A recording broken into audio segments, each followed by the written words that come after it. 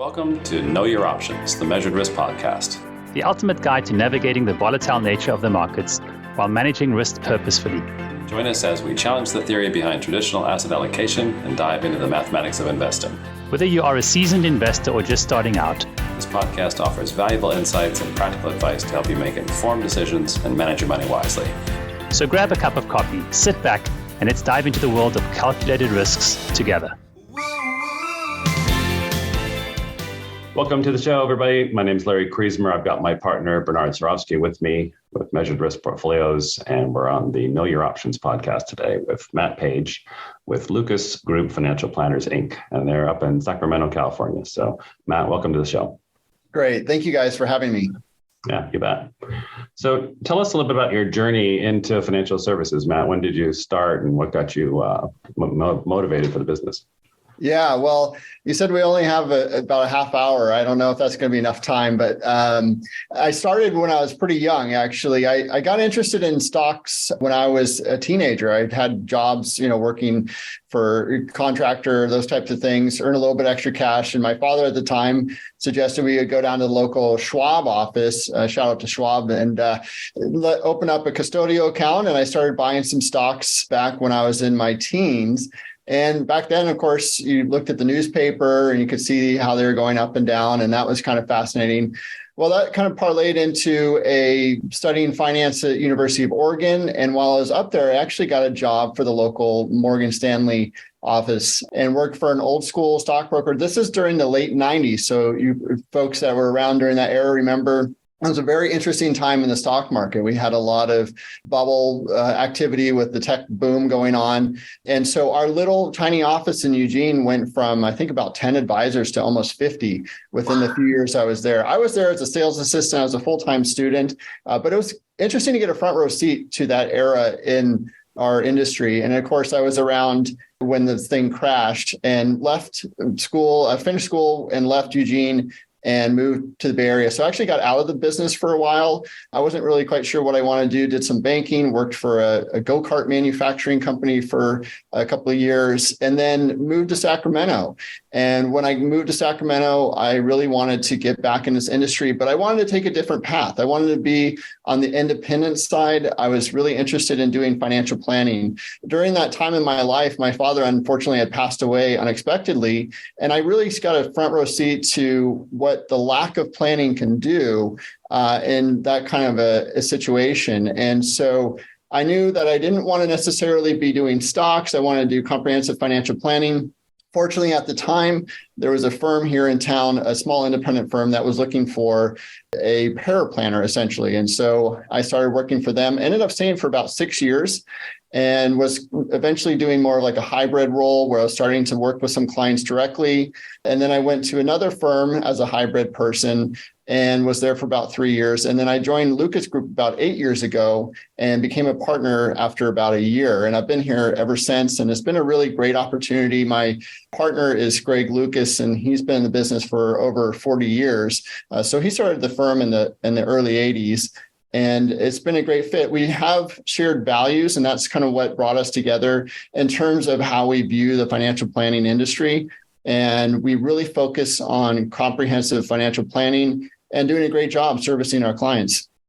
Yeah, that's awesome. Bernard, I think this is one of his things. We're probably going to say it every time we have these podcasts, but the planning really is kind of essential to know what it is you're trying to build for the clients when it comes to the portfolios. Otherwise, if you don't know where you're going, any road will get you there. Yeah. Exactly. One of my favorite lines. Really, the most important role you see with your clients is in developing the plan. The plan comes first, right? Yeah, we always start with the plan first. And as you folks know, and other advisors will know, a lot of times clients come to you with an itch that needs to be scratched. So we always make sure we address that itch. It could be, somebody passed away, they're about to retire, all those kind of things. But we really want to, once we've addressed whatever that itch may be, we take a step back and focus on their full financial lives. And I always use the analogy of it's kind of like a jigsaw puzzle. So when we're starting to work with a new client, we have all these pieces of the puzzle. And what our job with them is to turn the pieces of the puzzle and try to fit them all together and come up with a plan that's based around what their goals and needs are. And so every client that we work with, we're always starting with that. Now, we do have folks that call us and say, gosh, what's the latest stock tip? Or maybe, what should I be doing with silver? Or I've got money buried in my backyard, and all the kind of things that we come across in our business. But we always want to focus on the plan. And that's really been one of our great advantages in terms of just getting new clients and making clients feel confident and having happy, content clients over the years, is that we do take the time. We're very patient, and we're going to go through everybody's financial life to figure out really what's going to be best for them. So what are some of your frustrations, with the business? Yeah, it's kind of interesting. I mean, we have a really good practice. We're a growing business. So I don't have too much to complain about. I'm sure if I thought about it, I could come up with a few things. But, really at the end of the day, any complaints I would have are things that are quite frankly beyond my control. We see this with the markets or regulatory things that are kind of really beyond my control. But I got to say, at the end of the day, I really enjoy coming to the office. I enjoy the people I work with. I love our clients. They love us. And it's really been a great career to have. So there's no major itch, so to speak. Not for me, no. But I'm happy to scratch our clients' itches for sure. So is there anything you can share with us about how you actually are building portfolios for clients? What are the component parts, or how do you start with developing like earnings goal or a risk goal, or the combination of the two? Yeah, so our portfolio construction is about as interesting as watching paint dry. We believe in really focusing on what a client's needs are in terms of cash flow. So we do use that bucket method where we're using cash for short-term cash needs, and then bonds kind of a few more years out, and then stocks for longer term needs. Fundamentally, what we believe is when we look at history, we know that over long periods of time, stocks should do better than bonds, and bonds should do better than cash.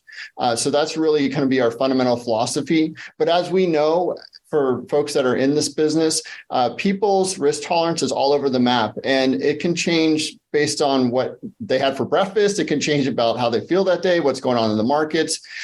So really, that's one of the greatest challenges we have, because we can put everything on a spreadsheet and print out a great financial plan and come up with an asset allocation that works well for the client. But you don't really get the test, and especially with a new client, until you go through a market like we had in 2022.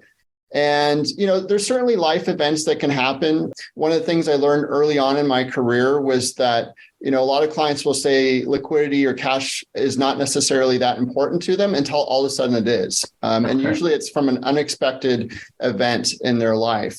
And so we want to make sure that we, as planners, know that these unexpected events are probably going to happen at some point in somebody's life. So we want to have some cushion set aside, so we're not having to scramble and sell stocks or bonds when the markets aren't cooperating. But quite frankly, if we drill down a little bit in terms of our asset allocation, what we're doing is just getting broad market exposure, mostly through index funds, ETFs. We do use a handful of active funds, but the majority of our portfolio, and this has evolved over the years, by the way. When I was first getting started in the business, most folks were using load-based mutual funds. There are a few stock pickers out there. The guy I used to work for in Eugene was an old school stock picker back in the day. But as we've evolved, we definitely just look for broad-based exposure. And then we do the typical. So we have model portfolios starting at like a 95-5. So 95% stocks, 5% bonds, cash, obviously for our younger, more aggressive type of clients. And then we go down all the way to, 20% stock allocation for some of our older clients. And the way we're getting our stock allocation, again, is through those index funds. And then bonds, it's broad-based. We're here in California, so beautiful sunshine, but also very high state income taxes. So we're very cognizant of tax issues that clients have to deal with. So we're always looking at the tax issues that for the holdings that we're using for clients as well too. So that naturally steers itself towards a lot of index funds as well. Yeah, so it looks like risk reduction for you is literally linear reduction in the amount of equity exposure that you have. Exactly. Yeah. I mean, we know that we're making trade-offs, right? So if we have more in stocks, the portfolio should grow more over time, but people need to be comfortable with the volatility that they're going to experience. Right. And so, that's a conversation that we're continually having with clients. One thing when we're reaching out to clients or having our update meetings is we're always asking them, okay, what cash flow needs do you have that are coming up this year that we can anticipate? We can't anticipate everything, but maybe they're going to take a big trip or they're going to buy that RV they've been wanting to purchase. And so we need to make adjustments to the portfolio to absorb those liquidity needs for our clients. Yeah. So you were mentioning earlier how you started out with mutual funds and stock pickers, and there's kind of been this evolution of product available. Are you seeing any kind of further evolution in the products that are being presented to you out in the marketplace, or you kind of ETFs, managed mutual funds, that's kind of or do you see anything more out there? Well, Wall Street always likes to go and reinvent the wheel, right? I mean, we saw that with the SPACs this year. They take out these old tools and then they kind of promote them, and investment bankers can collect a lot of fees off that. But for us, like I said, it's very boring, plain vanilla. If we're fundamentally believing that, we're going to just do as well as the market overall over long periods of time, we're just really focused more on risk mitigation than anything else. So no, we don't do any of the exotic type of investments. I've seen those over the years kind of not work out. And like I was saying, and I know that there's some great companies that offer these and they're good, but also the liquidity issue sometimes becomes a problem. So what I've seen in the past is a lot of times you can have a product that is, negative correlation to stocks or bonds or whatever you have. But a lot of times you have to tie up your money. And like I said, an early lesson I learned in my career was that a client, you could explain all this to a client and they're say, okay, I'm okay with tying up my money for some portion of time. And then 6 months later, they have some sort of catastrophe. And now you're in this position where you're telling the client, well, you can't get all your money, or we can only liquidate quarterly and we have to wait till the board votes on how much they're going to liquidate, all these kind of other issues that play into that. So we just try to avoid that completely and focus just on stocks, bonds, cash. We look at commodities, we look at REITs, all those kind of things too. But it's really that classical asset allocation model that we're focused on. The modern portfolio theory, the Harry Markowitz kind of research back tested stuff. Cool. All right. Larry, looks like you had a question.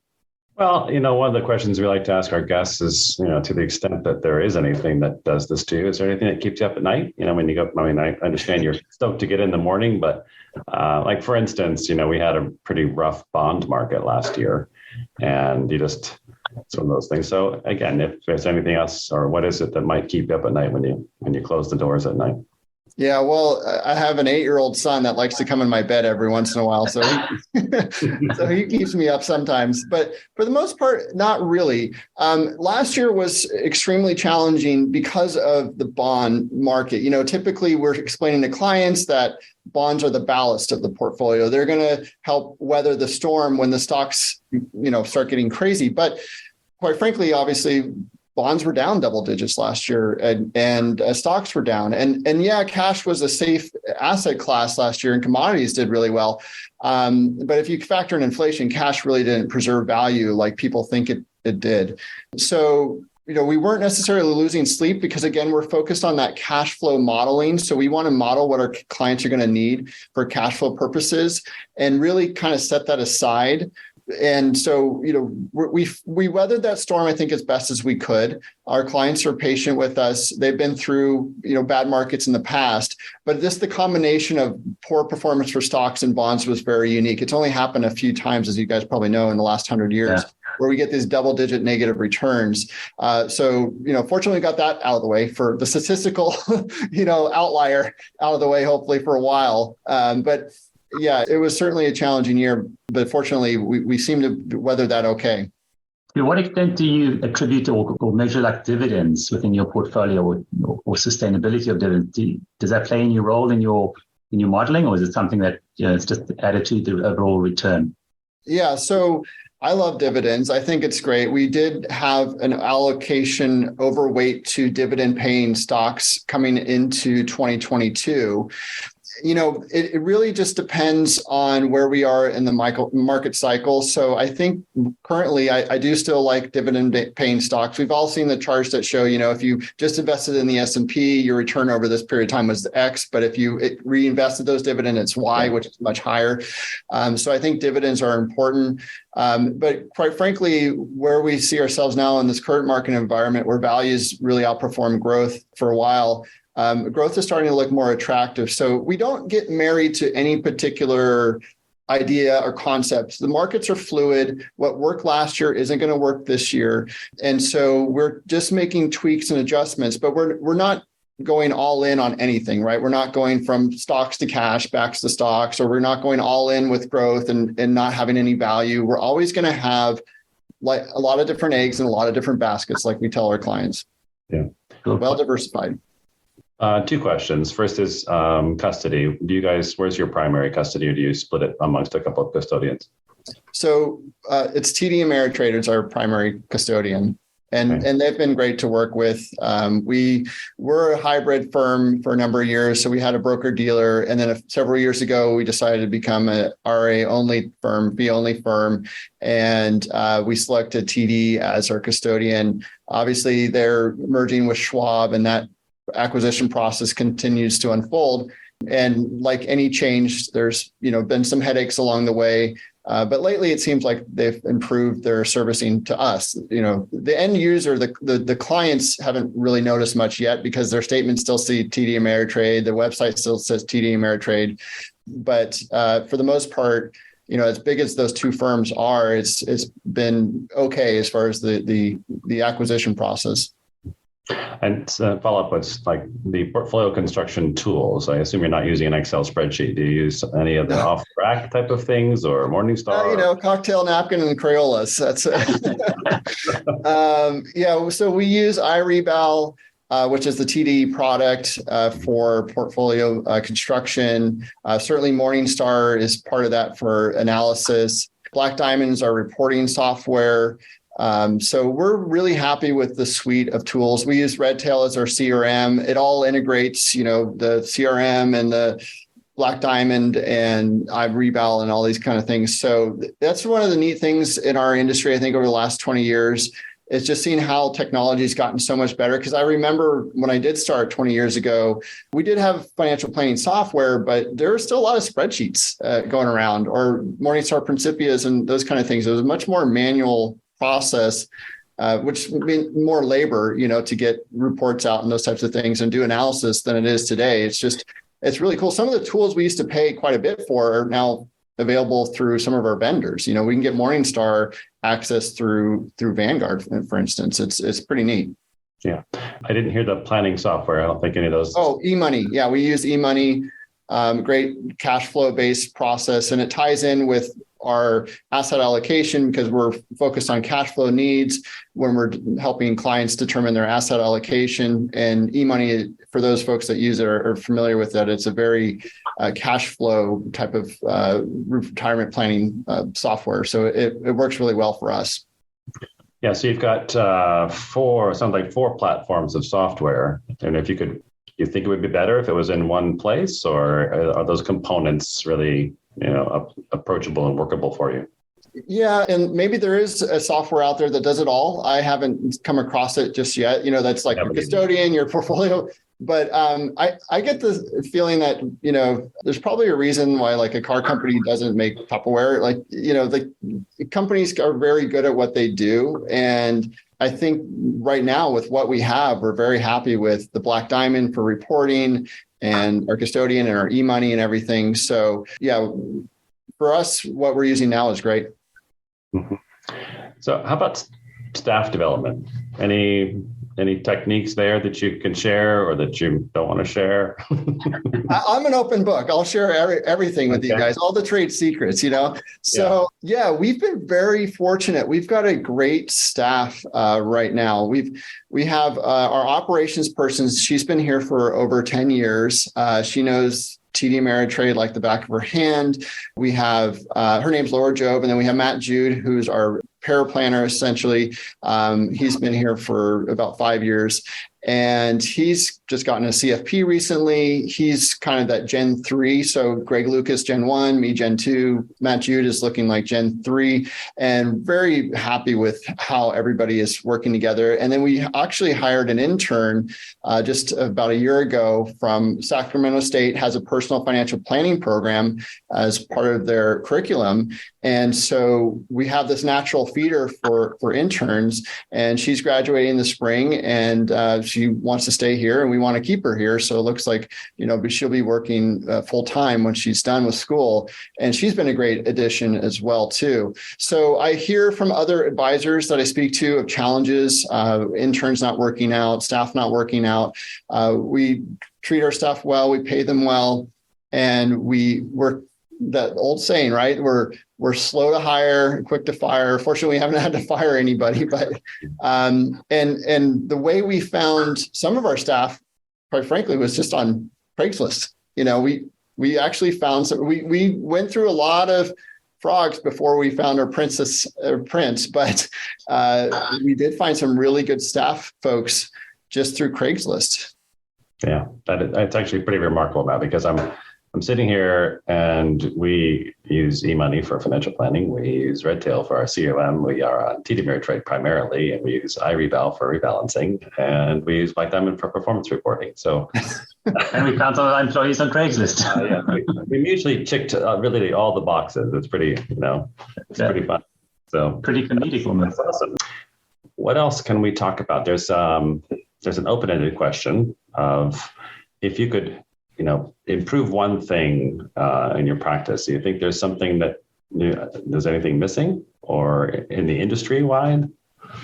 Well, as far as industry wide, we're always trying to improve. The regulations, I think, are necessary. They don't feel as cumbersome now that we don't have a broker dealer.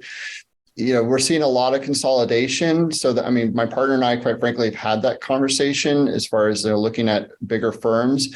But at the end of the day, like I was talking about early on, complaints and really things that we can't control are things that maybe I would complain about if I did.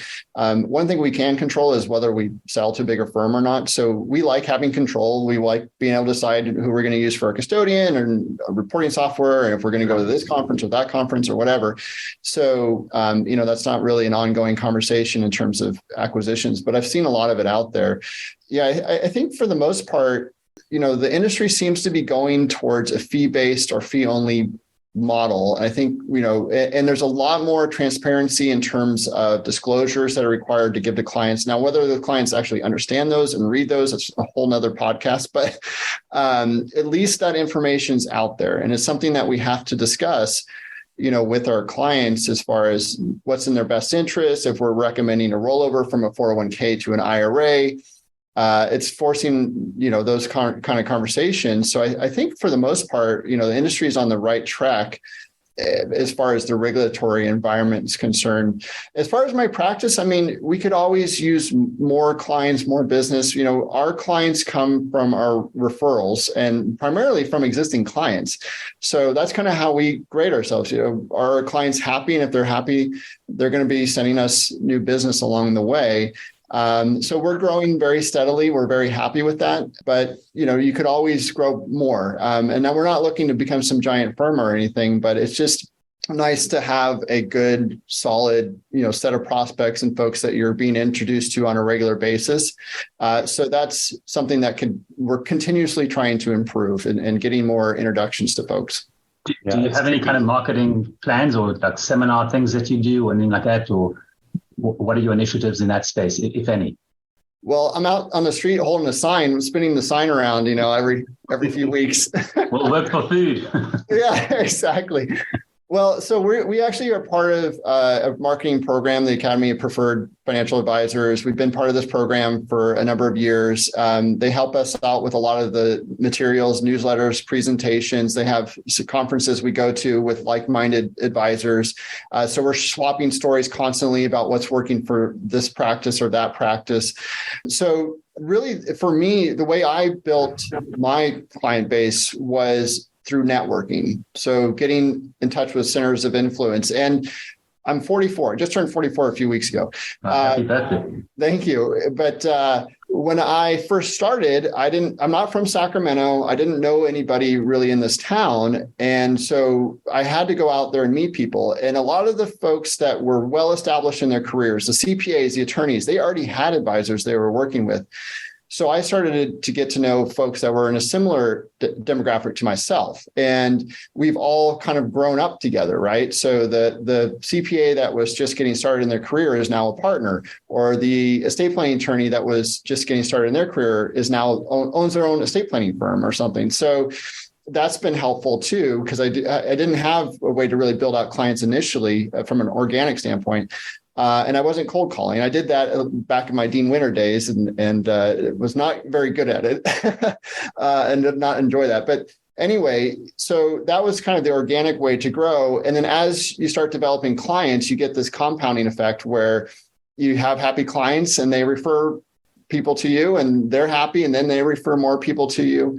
It was not an overnight success. It definitely took a very long time. And I think going back, if I could tell my younger self something, it would be just to be patient with yourself, that this too will come. If you're doing the right thing for your clients and they're happy with the services that you're providing, they will bring in that business. It just takes time. Well, I think we've talked about your portfolio construction and the primary planning as the primary planning role. I'm trying to think of an interesting way of putting this, but on the planning side of things, cash flow is the most important. What's maybe the most interesting, without disclosing anything too personal, the most interesting planning objective that you've had to meet for somebody? Well, as far as the goals that we've had to deal with, unfortunately, it's usually the more challenging ones where it's a family member is not well, right? Like there's an adult child who's got addiction issues, is not, capable of inheriting a sum of money and managing it, being a good steward of those funds. Perhaps it would be actually, fatal to them to inherit those kind of things. So, as I've kind of grown up in this business and been doing this for a number of years, when you're first starting out, it's really about getting the knowledge and the education and those types of things. And then as you get comfortable with that, it's really more about the psychological aspects and you're almost like a therapist, right, to some people, and you get to know them intimately and you get to see this front row view of the cycle of life, right? We have clients that are younger and they're just starting out with families and college savings. And then we have clients that are dealing with teenage kids. And I'm kind of in that phase now. So I see the very front row of that. And then you have clients that are getting closer to retirement and some of the anxiety that they feel around that. And then, of course, clients that are elderly and they're dealing with their healthcare and these types of things. And so, for me, that's really where I've continued to try to improve just the questions I ask, the relationship that I develop with clients over time is really focused on more than just the cash flow and the numbers and those kind of things. I think clients glaze over a lot of that, right? Like ultimately, they want to know that they're going to be okay. And I think early on in my career, I learned, I had a client or prospect coming in and this was like our second meeting. So I'd done the plan. I was like, oh my gosh, this is a great plan. It was, thick because back then I was doing thicker plans. Anyway, I could tell after about 20 minutes of me talking about their investments and insurance and whatever, they were like falling asleep. And I said, well, what's going on here? Why are they not keying in? And so I just kind of skipped to the back of the plan. I said, look, you're on track to retire in 5 years. And they lit up. They're like, oh, I am? Great. I mean, we could just end the meeting, right? Like they just wanted to know that. And that's a lesson that I learned the hard way early on. But now when I'm having those second meetings with clients that, they're interested to know if they can retire, right? Scratching that itch, I'll just start the meeting off with that. Because until I scratch that itch, they're not going to listen to what I'm saying. Like they don't care about the investment. They might care, but they're not going to really pay attention, especially if you've got spouses dealing with, what one person's interested in is perhaps not what the other person is interested in. So you need to know what both of them are there for. And there's all these sort of interesting dynamics that we just get to see unfold. And I always joke, like I studied finance in college, but I should have really studied psychology because so much of what we're dealing with at the end of the day as we're interfacing with clients is about psychology, how they think about their money, how they think about their lives, their values, what are they trying to pass on to the next generation, all those types of things.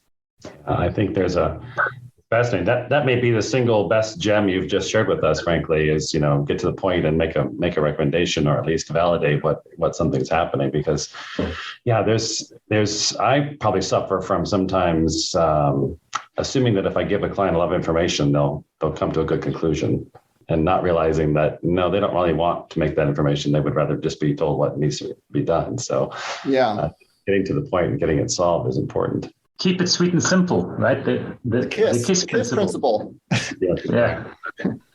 Well, we live in a world that's full of investment choices, full of investment advisors, and that's why we created the show here to just profile different firms and different approaches, and let people know that they can have different approaches to solving these financial problems and have the right choice for them. So really appreciate you spending some time with us today. Matt, is there anything we should have asked you that we didn't? I think we've covered everything, actually. If predictions of the stock market, I suppose, or anything. If you want to go out on a high note and make a prediction about what's going to happen in 2020. This is a stretch here, guys. I'm going to say over the long term that stocks will outperform bonds and bonds will outperform cash. Whoa, hold the presses. Yeah, exactly. All right, guys. Well, thank you so much for having me on today. We can't finish on a better note than that. So we'll wrap it up for today. And thanks very much for coming, Matt. All right. Take care, guys.